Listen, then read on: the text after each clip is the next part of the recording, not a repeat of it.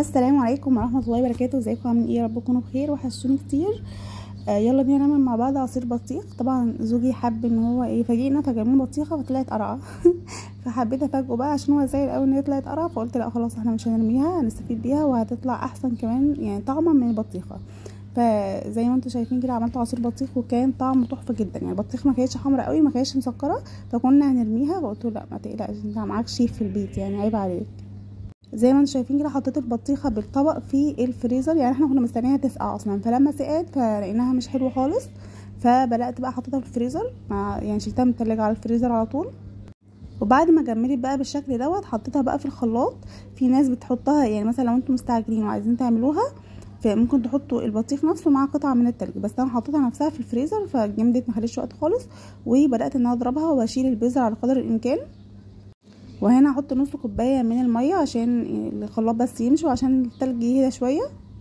وهحط كده ربع كوبايه من السكر، والسكر طبعا اختياري، عايزينه مسكر قوي او لا براحتكم. هنا زودت سكر شويه كمان عشان حاسه السكر قليل. هبدا بقى اضربهم في الخلاط واجيلكم.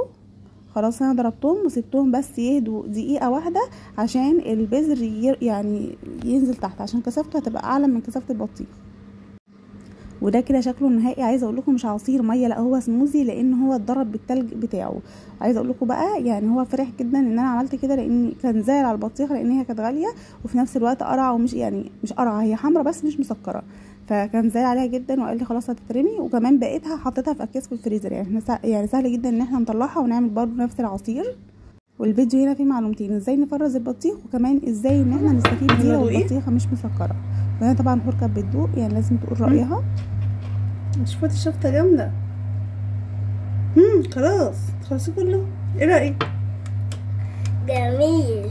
حلو. هو احلى ولا البطيخه؟ هي البطيخه مع العصير جميل. مش هي كانش طعمها حلو عشان كده عملناها عصير. بقت طعمها عزيز وهي جميله. وزي ما انتوا شفتوا كده عجب حور جدا، ويعني انبسطت بيه لان هي بتحب البطيخ وانصدمت برضه لما لقيتها قرعه. وكده بقى يا حلوين الحلقه بتاعتنا تكون خلصت. يا رب تكون عجبتكم، يا رب تكونوا استفدتوا منها، واشوفكم بقى على خير الحلقه الجايه. والسلام عليكم ورحمه الله وبركاته.